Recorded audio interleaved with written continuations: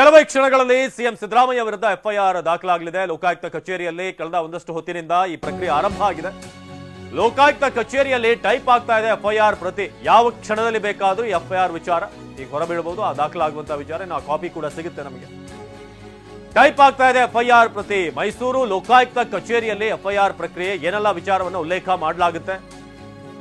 ಕೇಂದ್ರ ಲೋಕಾಯುಕ್ತ ಕಚೇರಿಯಿಂದ ಎಫ್ಐಆರ್ಗೆ ಸೂಚನೆ ಬಂದಿದೆ. ಈಗ ಎಸ್ಪಿ ಉದೇಶ್ಗೆ ಎಡಿಜಿಪಿ ಅವರಿಂದ ಎಫ್ಐಆರ್ಗೆ ಸೂಚನೆ ಬಂದಿರೋದ್ರಿಂದ ಲೋಕಾಯುಕ್ತ ಎಡಿಜಿಪಿ ಮನೀಶ್ ಖರ್ಬೀಕರ್ ಸೂಚನೆಯನ್ನ ಕೊಟ್ಟಿದ್ದಾರೆ. ಸೂಚನೆ ಮೇಲ್ಗಾಗಿ ಈಗ ಕಾಯ್ತಿರುವಂತೆ ಎಸ್ಪಿ ಉದೇಶ್ ಮೇಲ್ ಬಂದ ಕೂಡಲೇ ಎಫ್ಐಆರ್ ಅನ್ನ ದಾಖಲು ಮಾಡಲಾಗುತ್ತೆ. ಎಲ್ಲಾ ಸಿದ್ಧತೆಗಳನ್ನ ಮಾಡಿಕೊಳ್ಳಲಾಗಿದೆ.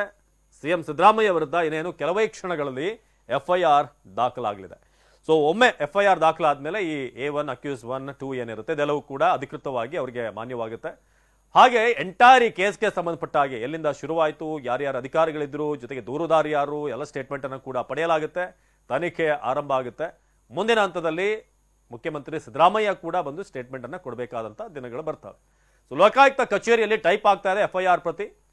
ಕೇಂದ್ರ ಲೋಕಾಯುಕ್ತ ಕಚೇರಿಯಿಂದ ಎಫ್ಐಆರ್ಗೆ ಸೂಚನೆಯನ್ನ ನೀಡಲಾಗಿದೆ. ಸೊ ಆ ಎಫ್ಐಆರ್ ನ ರೆಡಿ ಮಾಡ್ತಿರುವಂತಹ ಪ್ರಕ್ರಿಯೆ ಕಳೆದ ಒಂದಷ್ಟು ಹೊತ್ತಿನಿಂದ ಆಗ್ತಾ ಇದೆ. ಎಸ್ಪಿ ಉದೇಶ್ಗೆ ಎಡಿಜಿಪಿ ಅವರಿಂದ ಎಫ್ಐಆರ್ಗೆ ಸೂಚನೆ ಬಂದಿರುವಂತಹ ಕಾರಣ ಲೋಕಾಯುಕ್ತ ಎಡಿಜಿಪಿ ಮನೀಶ್ ಖರ್ಬೀಕರ್ ಈ ಕೇಂದ್ರ ಕಚೇರಿಯಿಂದ ಒಂದು ಆದೇಶವನ್ನು ಹೊರಡಿಸಿದ್ದಾರೆ. ಅವರ ಒಂದು ಸೂಚನೆ ಮೇಲ್ಗಾಗಿ ಈಗ ಕಾಪಿಗೋಸ್ಕರ ಎಸ್ಪಿ ಉದೇಶ್ ಕಾಯ್ತಿದ್ದಾರೆ. ಸೊ ಮೇಲ್ ಬಂದ ಬಳಿಕ ಈಗ ಎಫ್ಐಆರ್ ದಾಖಲಾಗುವಂತ ಒಂದು ಪ್ರಕ್ರಿಯೆ ಆಗ್ತಾ ಇದೆ. ಸೊ ಮೈಸೂರಿನ ಲೋಕಾಯುಕ್ತ ಕಚೇರಿ ಬಳಿಯಿಂದ ನಮ್ಮ ಪ್ರತಿನಿಧಿ ಪ್ರಶಾಂತ್ ನೇರ ಸಂಪರ್ಕದಲ್ಲಿ ಜಾಯ್ನ್ ಆಗಿದ್ದಾರೆ. ಪ್ರಶಾಂತ್, ಈಗ ಕೋರ್ಟ್ನ ಆದೇಶ ಬಂದು ಸುಮಾರು 48 ಗಂಟೆಗಳ ನಂತರ ಈಗ ಎಫ್ಐಆರ್ ದಾಖಲಾಗ್ತಾ ಇದೆ. ಸೊ ಸಿದ್ಧತೆಗಳು ಹೇಗಿದೆ, ಎಷ್ಟೊತ್ತಿಗೆ ಎಫ್ಐಆರ್ ಪ್ರತಿ ಸಿಗ್ಬೋದು ಅಂತ?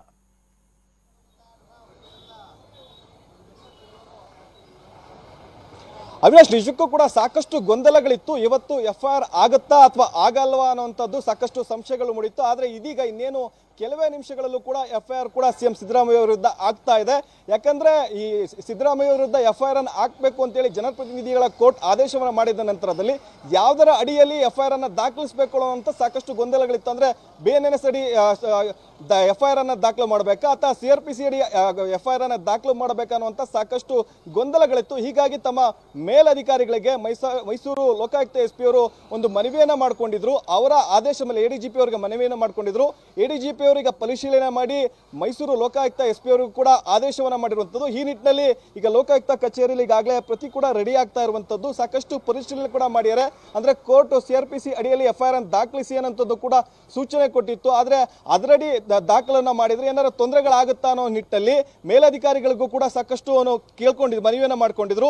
ADGP ಅವರು, ಲೋಕಾಯುಕ್ತ ADGP ಅವರು ಸೂಚನೆಯನ್ನ ಕೊಟ್ಟಿದ್ದಾರೆ. CRPC ಅಡಿಯಲ್ಲೇ ಒಂದು ಎಫ್ಐಆರ್ ಅನ್ನ ದಾಖಲಿಸಬೇಕು ಅನ್ನೋಂಥದ್ದು.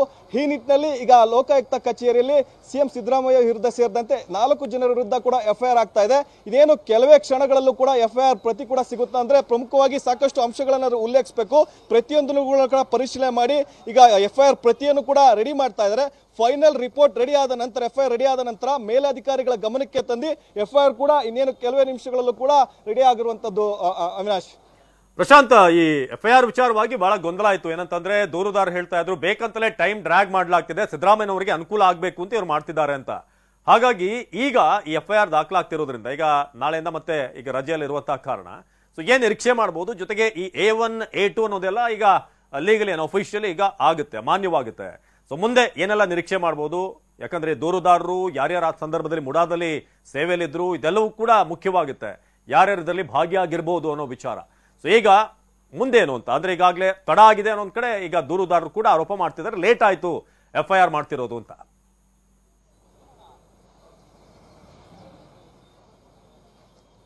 ಖಂಡಿತವಾಗ್ಲೂ ಅವಿನಾಶ್, ಬೆಳಗ್ಗೆ ಒಂದು ಎಫ್ಐಆರ್ ಆಗಬೇಕಾಗಿತ್ತು. ಆದರೆ ಕೆಲವೊಂದಿಷ್ಟು ಗೊಂದಲಗಳಿತ್ತು, ಯಾವ ಅದರ ಅಡಿಯಲ್ಲಿ ಎಫ್ಐಆರ್ ಅನ್ನ ದಾಖಲಿಸಬೇಕು ಅನ್ನೋಂಥದ್ದು. ಹೀಗಾಗಿ ಕೆಲವೊಂದು ಒಪಿನಿಯನ್ಗೋಸ್ಕರ ಇಲ್ಲಿನ SP ಅವರು ಮೇಲಧಿಕಾರಿಯವರಿಗೂ ಕೂಡ ಗಮನಕ್ಕೆ ತಂದಿದ್ರು. ಅಲ್ಲಿಗೊಂದು ಪತ್ರವನ್ನು ಕೂಡ ಕಳಿಸ್ಕೊಟ್ಟಿದ್ರು. ಅದಾದ ನಂತರದಲ್ಲಿ ಇಲ್ಲಿಗೆ ದೂರುದಾರರು ಏನಿದ್ರೆ ಸ್ನೇಹಮಯ ಕೃಷ್ಣ ಅವರು ಕೂಡ ಬಂದು ಕೆಲವೊಂದಿಷ್ಟು ಗಂಭೀರವಾದಂತಹ ಆರೋಪವನ್ನ ಮಾಡ್ತಾ ಇದ್ರು.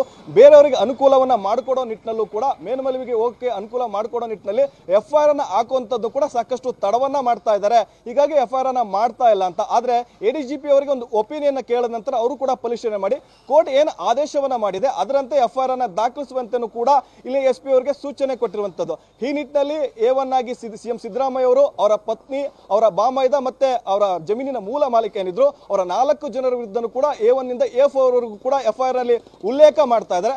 FIR ಅನ್ನ ಉಲ್ಲೇಖ ಮಾಡಿದ ನಂತರ, ಯಾಕಂದ್ರೆ ನಾಳೆ ನಾಡ್ದು ಕೂಡ ಸಾಕಷ್ಟು ರಜೆಗಳು ಬರ್ತವೆ, ಹಾಗಾಗಿ ಇವತ್ತೇ FIR ಅನ್ನ ಮಾಡಿ ಆ ನಂತರದಲ್ಲಿ CRPC ಅಡಿ ತನಿಖೆ ಕೂಡ ಮುಂದಾಗ್ತಾರೆ. ಮುಂದಿನ ದಿನಗಳಲ್ಲಿ ಅಂದ್ರೆ ತನಿಖಾಧಿಕಾರಿಗಳ ವಿವೇಚನೆಗೆ ಬಿಟ್ಟಿರುತ್ತೆ, ಯಾರನ್ನೆಲ್ಲ ಬಂಧಿಸಬೇಕಾಗುತ್ತೆ, ಯಾರನ್ನೆಲ್ಲ ವಿಚಾರಣೆ ಕರಿಬೇಕಾಗುತ್ತೆ. ಪ್ರಮುಖವಾಗಿ FIR ನಲ್ಲಿ ಪ್ರಮುಖವಾಗಿ CM ಸಿದ್ದರಾಮಯ್ಯ ಅವರು ಇರೋದ್ರಿಂದ ಅವನು ಕೂಡ ವಿಚಾರಣೆ ಕರಿಬೇಕಾಗುತ್ತೆ, ಕೆಲವೊಂದಿಷ್ಟು ಸ್ಪಾಟ್ ಮಾಜರ್ಗಳೆಲ್ಲ ಕೂಡ ಮಾಡಬೇಕಾಗುತ್ತೆ. ಈ ನಿಟ್ಟಿನಲ್ಲೂ ಕೂಡ ಸಾಕಷ್ಟು ಪ್ರೋಸೆಸ್ ಇರುತ್ತೆ. ಸದ್ಯದ ಮಟ್ಟಿಗೆ FIR ದಾಖಲಿಸಿಕೊಳ್ಳದೆ ಯಾವುದೇ ರೀತಿಯ ಪ್ರೋಸೆಸ್ ಅಂದ್ರೆ ಇನ್ವೆಸ್ಟಿಗೇಷನ್ ನಡೆಸೋದಕ್ಕೆ ಸಾಧ್ಯವಾಗೋದಿಲ್ಲ. ಪ್ರಮುಖವಾಗಿ ಕೋರ್ಟ್ ಆದೇಶ ಮಾಡಿರುವಂತಹ ಹಿನ್ನೆಲೆಯಲ್ಲಿ ಇವತ್ತೇ FIR ಅನ್ನ ದಾಖಲಿಸಿಕೊಂಡು ಅದರಲ್ಲಿ A1 ಯಾರನ್ನ ಮಾಡಬೇಕು, A2 ಯಾರನ್ನ ಮಾಡಬೇಕು, ಈ ರೀತಿ ಪ್ರೊಸೀಜರ್ ಇರುತ್ತೆ. ಅದೆಲ್ಲವೂ ಕೂಡ ಮಾಡಿದ ನಂತರದಲ್ಲಿ ನಾಳೆಯಿಂದ ಕೂಡ ಇದರ ಮುಂದುವರೆದಂತ ತನಿಖೆ ಕೂಡ ಮುಂದುವರಿಯುವಂತದ್ದು. ಅವಿನಾಶ್, ಧನ್ಯವಾದ ಪ್ರಶಾಂತ್. ಇನ್ನು ಕೋರ್ಟ್ ಆದೇಶವಾಗಿ 48 ಗಂಟೆ ಕಳೆದರೂ ಕೂಡ FIR ದಾಖಲಿಸಿಲ್ಲ. ಬೇಕಂತಲೇ ಲೋಕಾಯುಕ್ತ SP ವಿಳಂಬ ಮಾಡ್ತಿದ್ದಾರೆ ಅಂತ ಮೈಸೂರಿನಲ್ಲಿ ದೂರುದಾರ ಸ್ನೇಹಮಯಿ ಕೃಷ್ಣ ಆರೋಪ ಮಾಡಿದ್ದಾರೆ. ಇದೆಲ್ಲವೂ ಕೂಡ ಸಮಯ ದೂಡುವಂತ ತಂತ್ರ, ಸಿದ್ದರಾಮಯ್ಯನವರಿಗೆ ಅನುಕೂಲ ಆಗಬೇಕು ಅಂತ ಇವರು ತಡ ಮಾಡ್ತಿದ್ದಾರೆ. ಇದು ಮೈಸೂರಿನಲ್ಲಿ ದೂರುದಾರ ಸ್ನೇಹಮಯಿ ಕೃಷ್ಣ ಮಾಡಿದಂತ ಆರೋಪ. ಲೋಕಾಯುಕ್ತ SP ಬೃಹನ್ನಳೆ ನಾಟಕವಾಡ್ತಿದ್ದಾರೆ. CRPC ಅಡಿ FIR ದಾಖಲಿಸಿ ಅಂತ ಸ್ಪಷ್ಟವಾಗಿ ಹೇಳಿದೆ. ಇನ್ನೇನ್ ಗೊಂದಲ ಅಂತ ಹೇಳಿದ್ದಾರೆ. ಇನ್ನು ನಮ್ಮ ಪ್ರತಿನಿಧಿ ಜೊತೆ ಮಾತನಾಡಿದ ದಿಲೀಪ್ ಜೊತೆಗೆ ಸ್ನೇಹಮಯಿ ಕೃಷ್ಣ ಮಾತನಾಡಿದ್ದಾರೆ, ಬನ್ನಿ ನೋಡೋಣ. ಸ್ನೇಹಮಯಿ ಕೃಷ್ಣ ಅವರು ಇವತ್ತು ಮೈಸೂರಿನ ಲೋಕಾಯುಕ್ತ SP ಕಚೇರಿಗೆ ಬಂದಿದ್ದಾರೆ. ಅವ್ರನ್ನ ಮಾತಾಡಿಸ್ತಾ ಹೋಗ್ತಾನೆ. ಸರ್, SP ಅವ್ರನ್ನ ಮೀಟ್ ಮಾಡಿದ್ರೆ ಏನಾದರೂ ಹೇಳಿದ್ರೆ ಸರ್ SP ಅವ್ರನ್ನ ಭೇಟಿ ಮಾಡೋಕ್ಕೆ ಅಂತೇಳಿ ನಾನು ಆಪ್ತ ಸಹಾಯಕರಿಗೆ ಹೇಳಿದೆ. ಅವರು ಒಳಗೋಗಿ ಮಾತಾಡಿ ಬಂದ್ರಂತೆ. ಮೊಬೈಲ್ ಈಚೆ ಇಟ್ಟು ಬರ್ಬೇಕಂತ ಹೇಳಿದ್ರು. ಸೊ ಮೊಬೈಲ್ ಯಾಕೆ ಈಚೆ ಇಡಬೇಕು ಅಂತ ಕೇಳಿದಕ್ಕೆ ಅದಕ್ಕೆ ಸ್ಪಷ್ಟ ಉತ್ತರ ಇಲ್ಲ. ನೀವು SP ಸಾಹೇಬರ ಭೇಟಿ ಮಾಡ್ಬೇಕಾದ್ರೆ ಮೊಬೈಲ್ನ ಈಚೆ ಇಡಬೇಕು ಅಂತ ಹೇಳಿದ್ರು. ಹಾಗಾಗಿ ಇವರು ಮೊಬೈಲ್ಗೆ ಎದುರುಕೊಳ್ಳೋಂಥ ಒಂದು ED ಅಧಿಕಾರರಾಗಿರೋದ್ರಿಂದ ಅವ್ರ ಜೊತೆ ಮಾತಾಡೋ ಅಗತ್ಯ ಇಲ್ಲ ಅಂತೇಳಿ ನಾನು ಹೊರಗಡೆ ಬಂದಿದ್ದೀನಿ. ಸೊ ನಾನು ಸರ್ಕಾರಕ್ಕೆ ಇವತ್ತು ಪತ್ರ ಬರೀತಾ ಇದ್ದೀನಿ. ಮೊಬೈಲ್ಗೆ ಎದುರುಕೊಳ್ಳೋಂಥ ಅಧಿಕಾರನ ದಯವಿಟ್ಟು ಸರ್ಕಾರ ಕೆಲಸ ತೆಗೆದುಹಾಕಿ. ಈ ಥರ ಒಂದು ಸಣ್ಣ ಮೊಬೈಲ್ಗೆ ಎದುರುಕೊಳ್ಳೋಂಥ ಅಧಿಕಾರನ ದಯವಿಟ್ಟು ನೇಮಕ ಮಾಡಬೇಡಿ. ಒಂದು ಮೊಬೈಲ್ಗೆ ಎದುರುಕೊಳ್ತಾರೆ ಅಂತಂದರೆ ಅವರು ಅಕ್ರಮ ಚಟುವಟಿಕೆ ತೊಡಗಿರ್ತಾರೆ ಮತ್ತು ಅಪ್ರಾಮಾಣಿಕರಾಗಿರೋ ಇಲ್ಲಿ ಸ್ಪಷ್ಟ ಗೊತ್ತಾಗುತ್ತೆ. ಹಾಗಾಗಿ ಇಂಥ ಇವ್ರ ವಿರುದ್ಧ ಕ್ರಮ ತಗೊಳ್ಬೇಕು ಅಂತೇಳಿ ನಾನು ಮನವಿ ಮಾಡ್ಕೊಳ್ಳೋಕ್ಕೆ ನಿರ್ಧಾರ ಮಾಡಿ. ಏನು ರೀಸನ್ ಹೇಳಿದ್ರು ಸರ್ ಮೊಬೈಲ್ ತಗೊಂಡು ಹೋಗಬಾರ್ದು ಅನ್ನೋದಕ್ಕೆ? ಗೊತ್ತಿಲ್ಲ ಸರ್, ಅವ್ರನ್ನೇ ಕೇಳಬೇಕು. ನಿಮಗೆ ಬಂದು ಹೇಳಿದ್ರು ಎಲ್ಲ ಅಷ್ಟೇ, ಮೊಬೈಲ್ ತರಬೇಡಿ ಅಷ್ಟೇ, ಮೊಬೈಲ್ ನೀವು ಸಾಹೇಬರ ಭೇಟಿ ಮಾಡ್ಕೊಂಡು ಮೊಬೈಲ್ ಈಚೆ ಇಟ್ಟು ಬನ್ನಿ ಅಂತೇಳಿ. ಹಾಗಾಗಿ ನಾನೊಬ್ಬ ಸ್ವತಂತ್ರ ಭಾರತದ ಪ್ರಜೆ, ನನ್ನ ಮೊಬೈಲ್ ಎಲ್ಲಿಗೆ ಬೇಕಾದ್ರೆ ತಗೊಂಡು ಹೋಗೋ ಅಧಿಕಾರ ನನಗಿದೆ. ಅದಕ್ಕೆ ಇವ್ರು ನಿರ್ಬಂಧ ಮಾಡ್ತಾರೆ ಅಂತಂದರೆ ಅಂಥ ಜಾಗ ಹೋಗೋಕ್ಕೆ ನನಗೆ ಇಷ್ಟ ಆಗಲ್ಲ. ಇವರು ಉದ್ದೇಶಪೂರ್ವಕವಾಗಿ ಸಿದ್ದರಾಮಯ್ಯವ್ರನ್ನ ಕಾಪಾಡೋ ಹಿನ್ನೆಲೆಯಲ್ಲಿ ನ್ಯಾಯಾಲಯದ ಆದೇಶನ ಸ್ಪಷ್ಟವಾಗಿ ಉಲ್ಲಂಘನೆ ಮಾಡ್ತಾಯಿದ್ದಾರೆ.